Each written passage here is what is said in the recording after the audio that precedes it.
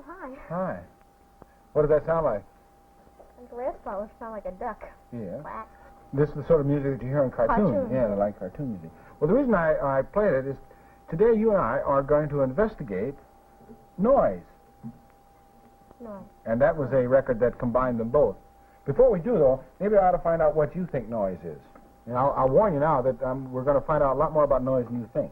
Go ahead. What is noise? Oh, noise is a sound that's unpleasant. Like Sound that is You unpleasant. bang a pan. It's something that's unpleasant. Like music is pleasant. Oh, I see. So noise Well, is the opposite. let's not talk about music though. Let us talk about noise. In other words, it's either noise or non-noise, whether it's music or what it is. In fact, maybe the best way to do it is I will produce two sounds, and you tell me whether you call them noise or not noise. All right. Okay, here's the first one.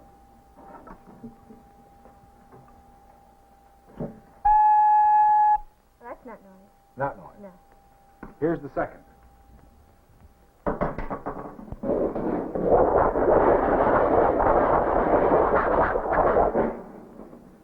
What'd you say? That's noise, all right. That's noise.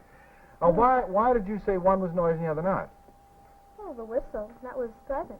And the noise, not the, like thunder. Yeah. That was unpleasant. It hurt your ears. Okay, so your definition of noise at this point is whether it's pleasant or unpleasant. Mm-hmm. All right. Now I'll play some musical selections for you that include all kinds of sounds. And I want you to try to identify now whether it's noise or not noise. Okay? All right. Let's listen to that first one again.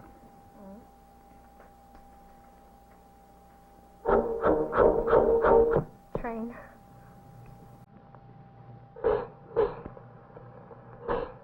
Noise or not noise? That's noise. The bell.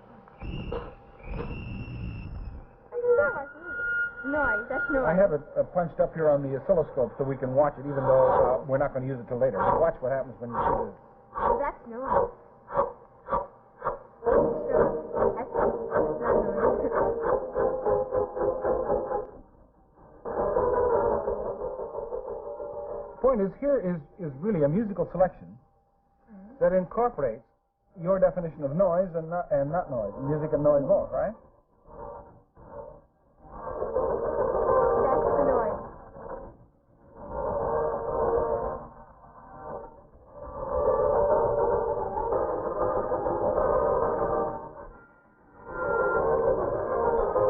That was noise. That was a chicken coming That in. was noise. And I'm wondering now whether you really should say that was noise. After all, it's part of the musical composition. If it's part of the music, why isn't it music and not noise? Well, it was sort of unpleasant, and that quack. Oh, but I said, well, now, isn't it possible for a composer to purposely write music that is unpleasant because that's the effect he wants? And if it's music that he's writing. Yeah. So maybe that definition of noise is pleasant and unpleasant. Well, let's try something I else. always thought Here's noise another was one. Pleasant.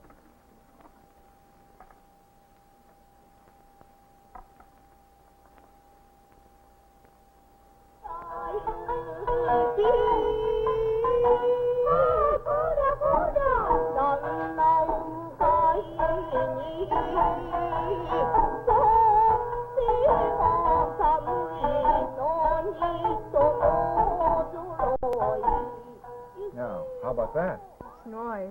Well, no.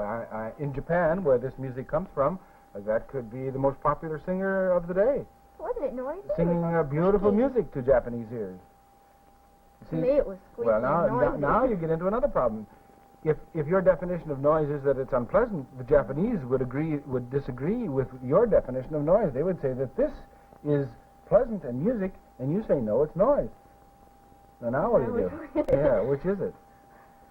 In other words, what I want you to realize is that the kind of noise that you're talking about is a very subjective kind of noise. By this I mean each person makes up his own definition of whether it's noise or not, depending on what he has learned as music.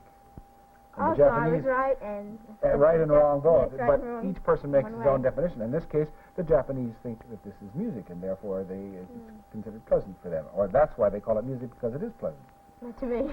Now, they were using traditional Japanese instruments and voices. Now let's listen to some, well, I won't tell you what it is. See if you consider it noise or non-noise. All right.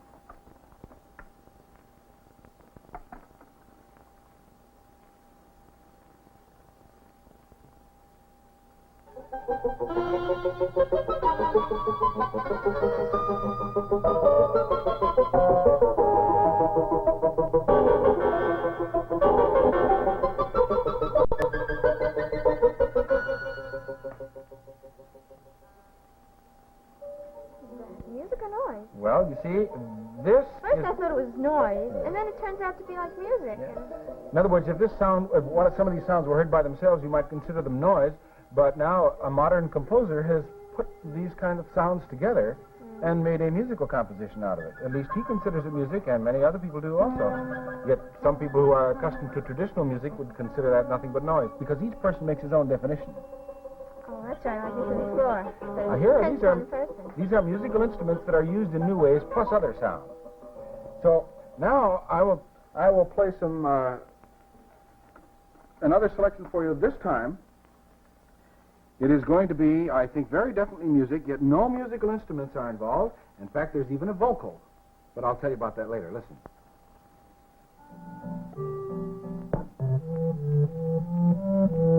Now listen.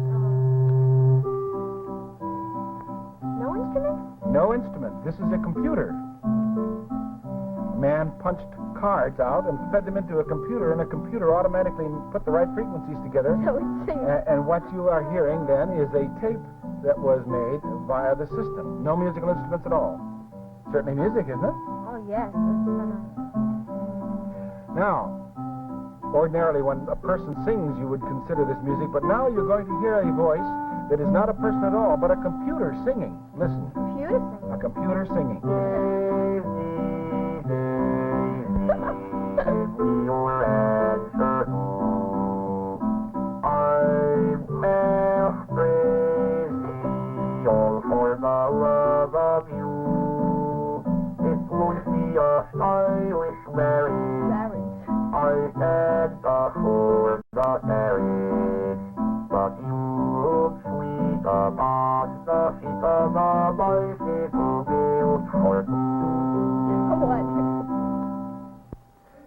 For a computer, that's very good. Isn't that? He has a little trouble with some of his letters. Yes.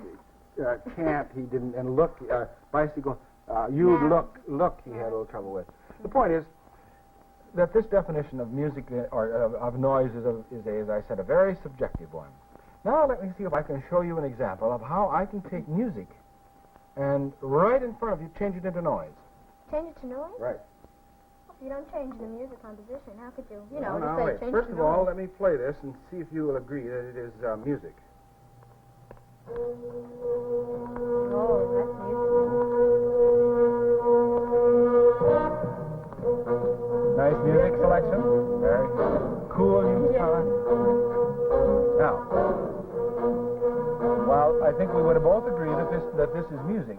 Now, I want you to pay very close attention to what I say, because what I say is now going to be drowned out by the music. Now Excuse me? you see how the music became noise? Yes, it was in my web, but I couldn't hear you. Yes. What did you say? Now, this time we're talking about an entirely different kind of noise. The people, the scientists and engineers who develop the ideas of how we communicate have developed what is called an information theory. And they say that a new definition of noise, the one that they use, is any kind of thing, sound, picture, whatever it is, that gets in the way of our communication is noise. So this music is going to get in the way of what I'm saying. My voice is what you are paying attention to. This is the information. And I'm going to, as I turn the music up, the music now becomes noise because it gets in the way of this is what your father will say. Will you turn that noise down? When really it's very nice music. Right. Now, it also could be the other way. I will turn the music up. Now, you want to listen to the music, but if I start talking to you, whoops, I don't want those guys talking. I'll just me. Now, if you're going to try to listen to the music and I come in and start talking away like a girlfriend come in, then you say, Quiet. and I become noise. I become noise because you want to listen to the music. So you see, in this new definition of noise, it all depends on what you're trying to hear or where you're trying to get the information. And anything that gets in the way is considered noise. All right? So when I was listening to this, then you were the noise. Right. And when you were listening to me, Me, it that was was noise. noise. Okay. In fact, they have a way of expressing this in a sort of mathematical relationship. And here on the scope, I think I can show that to you. Take out the record player and put in my little signal generator that where you hear that noise there. Now let us say that this is the information. All right. How many bumps are there? 1, 2, 3, 4. Okay. Now, let us say that we're designing a automatic computer that will send a signal to the moon, and you've landed on the moon. And when you get this frequency, 4 bumps like this means return home. All right. Say. However, as we send this signal up to the moon, it could be interfered with by noise. Now watch what happens. I'm going to add some noise to it. I can't tell the signal. I don't know what it is. Well, how will I know to come back home? That's the point.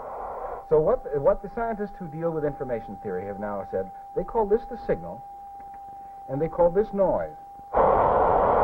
And they say, why? I'll fix this up now so that the signal is just 2 of these little spaces wide, right? Yes. Now if I add noise to it, so that add 2 more spaces, in other words, I'll add the noise up to go here and here, I will have now as much noise as signal, so they say the signal to noise ratio is 1 to 1. Watch. I can't tell either one. Notice that you cannot determine the signal from the noise, at least in this system. No, I can't. The signal to noise ratio is 1 to 1. Too much noise for the amount of signal. In fact, I'm going to try a test out. Let's say that this indicates come back home, but a different signal indicates something else. I'm going to turn up the noise, and I'm going to change the signal and see if you can tell what the new signal is. Watch.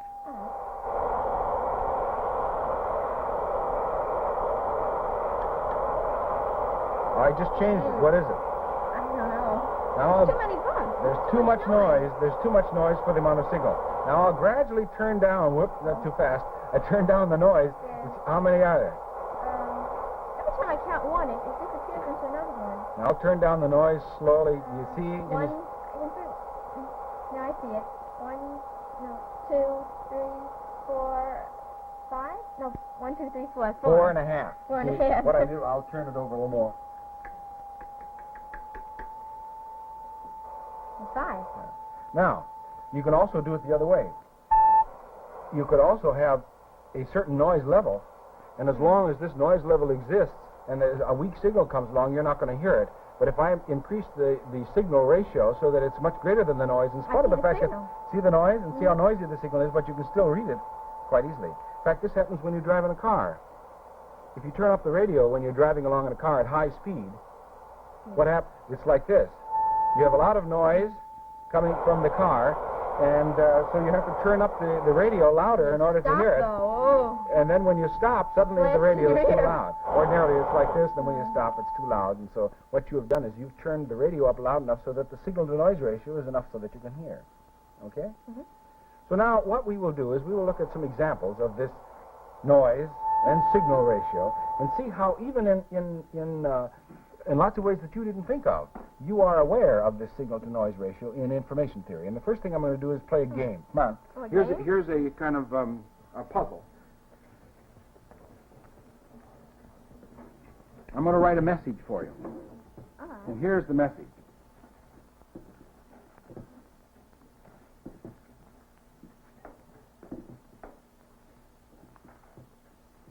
K-L-T-P-L. There's the message. That's not a lot of message. Now, in other words, here the signal is pretty weak, isn't it, compared to the noise, which is all the empty spaces. You need more signal and less noise. Huh? All right.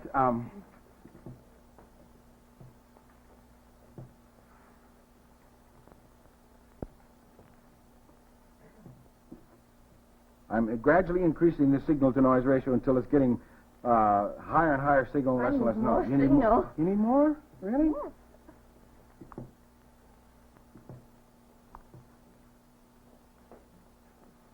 Oh, I left something out here. Let's do it like that. Come on. Do I have to add much more? Jack and Jill went up the hill. Yes, Jack and Jill went up the hill. Oh, it's the wind. The wind gave it away. Now, notice that you were, how much noise there is in this signal and how you were able to recognize it because you were looking for an expression which both of us knew. And that there were lots of things left out. In fact, I have only one vowel in the whole place. See that? In fact, the scientists who work with information have discovered that you really don't need vowels. That if you send in the consonant information over, radio or whatever it is, or in code, that you can get along without the vowels. There's enough information in the consonants for you to get the message most of the time. But I need some signal. Certainly, you needed some signal. Now, notice that this was a negative kind of noise. We had a little signal with lots of noise, but it was negative. Nothing was there. Yes. It's negative noise. You had to add signal. You had to add signal. Now let's do the opposite.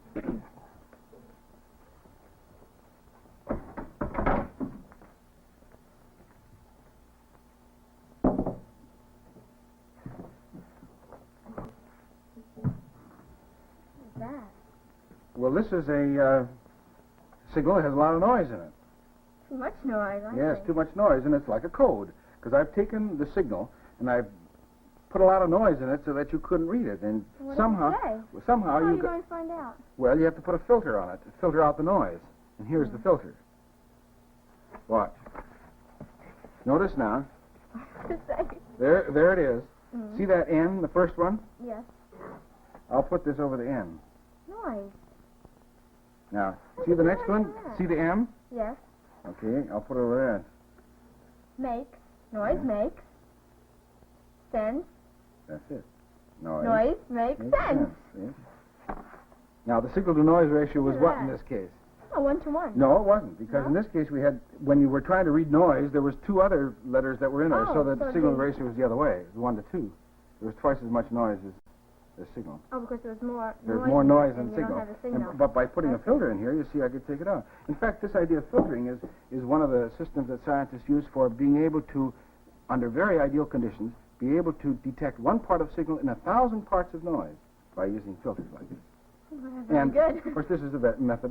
This is a method of sending a code, isn't it? By putting a lot of noise in. That's a good way. Yeah. I should give my friend. Nobody would never know. Okay. Well, now let's do this with probably the idea of signal to noise ratio. Probably originally came from radio. So let's use walkie-talkies and see if we can do this negative and positive noise. Here, you stand over here like this, and use this. You turn around, don't look, because I'm going to walk over on the other side of the room, and I'm going to take this walkie-talkie and talk to you. Mm-hmm. And first of all, I will send a signal so that we're sure that we're communicating. Then I'm going to send one that has negative noise, and see if you can hear what I say. And then I'll send one that has positive noise. Okay? Okay. Turn around, don't look now. I will.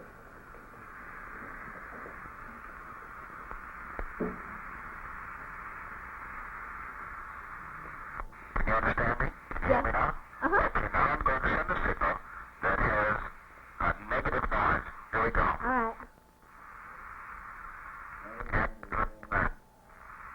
Excuse me? Did you hear that? No, I didn't understand it. Well, the reason you couldn't is because I took my finger off the transmitting button and let empty spaces, yes, so that you couldn't, you only heard part of the message. I'll do it again. This time I won't hold it down. I won't let it go up so long. I'll make the spaces shorter and shorter. Ready? All right.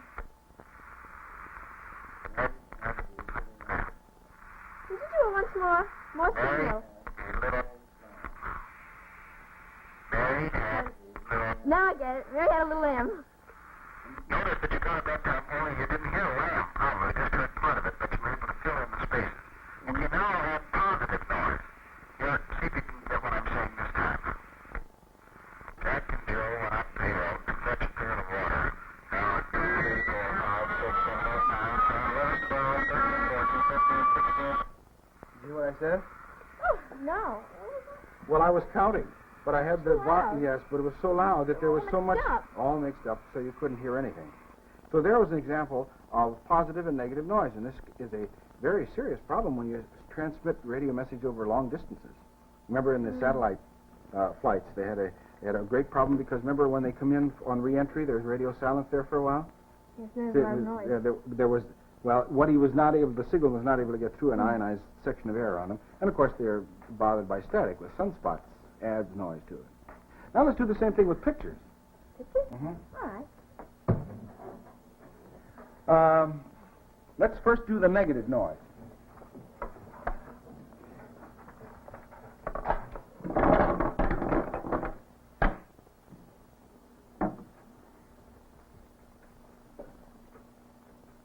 There's the information. That's the information. Yes, that's it. And you see there's a lot of noise, right? Oh, where's the other pieces? The I signal, need them. the signal to noise ratio is very low. Can you get any information out of that picture? Not much. Okay. No. You want some more? Yes. Some more. See, we're gradually increasing the signal to noise ratio. Oh, cassette. Oh, good. Where'd that go? Ah. Somebody. Okay. Oh. I think I know who it is. You do? Yes. Now, where am I on? What did you say? Where are your eyes? What makes you think it's you? Because I can recognize the dress. You recognize the Yes. dress. So in other words, you needed just a little bit of information here Yes, to I fill do. it in because you knew the Where'd dress. it go? What was that? And this goes there. Now, you think Yeah, that's another you? piece. You think Yes. that's you? I think another piece. There's the whole face is missing. How do you know it's you? Oh, I can tell. You can tell, you know Yes. your dress, and I got this picture from your mother, so I cut it all up on a jigsaw, you see. And in spite of the fact that your face wasn't in there, you recognized. Now notice that was an example of negative noise. There was not enough picture information, and you gradually got more and more, and as soon as you began to see the dress, well, you recognized it immediately. Okay, now that's negative noise. Now let's have positive noise. Here. There's a picture. Where? Underneath there. I can't see it with all this. Well, you see, there's Static on it. there's static on top of it, right? The noise is too great for the amount. There is picture information coming through, though. You can see something back there. There's the edge. I don't see any. It's all black. Okay, well, now let me take off. I'll gradually reduce the noise to signal ratio. Increase the noise to signal ratio. Now, whoops, I can see already. See, there's something there? I can see that it's upside down because I know what it is, and just a little information is enough to give me. But you don't know? See, there's Some kind of face. Yeah, there's some kind of a face. Oh, I know now. It's Yeah, Alan. yeah, it's Alan. Peeking out from behind the brick. And notice that you could get him here in spite of the fact that there was quite a bit of noise in this picture. See? And now that you know what it is, notice that you can recognize Yes, them and put it in in place. spite of all the noise, yes. Okay, well now, this is doing this with a still picture, and this might happen if you were looking through a screen. I can't see you. You can very well, hardly I see know. me, and the same thing is true when you're driving down the street in a car, if it's raining or fog or snow. There's The dirty windshield. Dirty windshield. So you see that it's possible to have that kind of noise in when you try to receive visual information in everyday life. Also, you can get it in television. In fact, I have my television camera set up over here. Come on over here. And I will put the picture of us from the television camera over here on here, but I will add, I will take away some of the signal. And you see this effect here? Yes, it's not very clear. Well, what this is, what I'm duplicating here is the effect of snow. In other words, when you are a long ways from the television station and you try to turn in the television, the signal that you're getting that has television picture information on it is relatively weak compared to the amount of static. So as you and compared to the amount of noise that's built into the set itself, into electronically. So as you turn the volume up higher and higher in order to get the picture, you develop this snow. Oh, let's get rid of it. In fact, it's hard to see what it is, isn't it?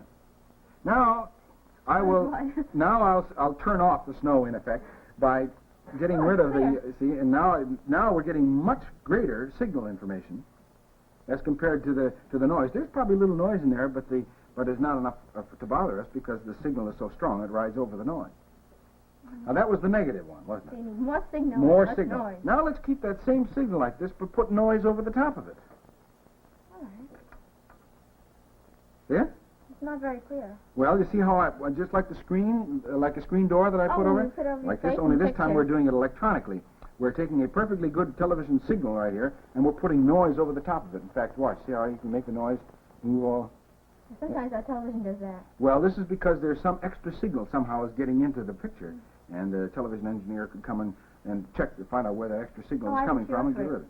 You just kick it. You kick it? In certain ways. That means there's probably a loose connection, you see. Yes. It kicks like this, and that's what I'm doing up here by adding and subtracting that noise part of the signal. So that when you talk about information theory now, This picture is the information, and here is the noise. And in some cases, the noise gets so great that we can't even see the picture. Especially, right now you can recognize us because we know, it's us. But if you didn't know those people, you might have trouble recognizing them when the noise gets real severe.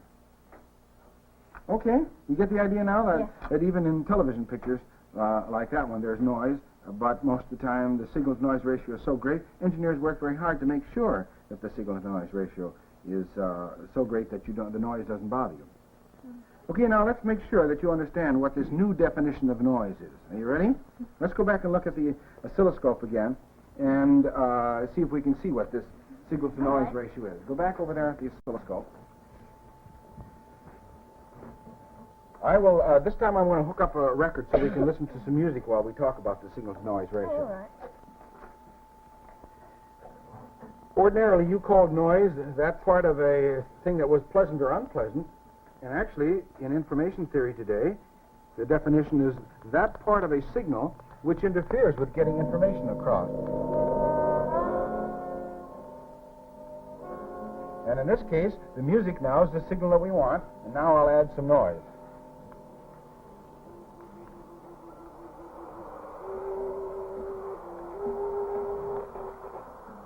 There's the noise, see it? Yes.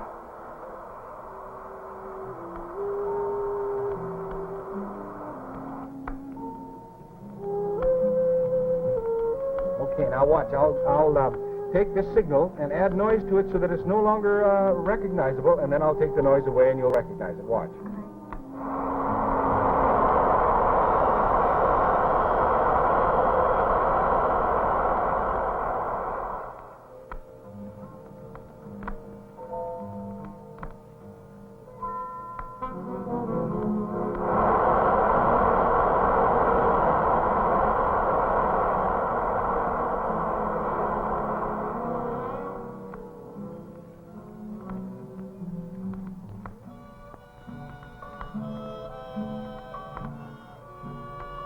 Watch Mr. Wizard is presented each week at this time by the Public Affairs Department of NBC News in cooperation with New York University.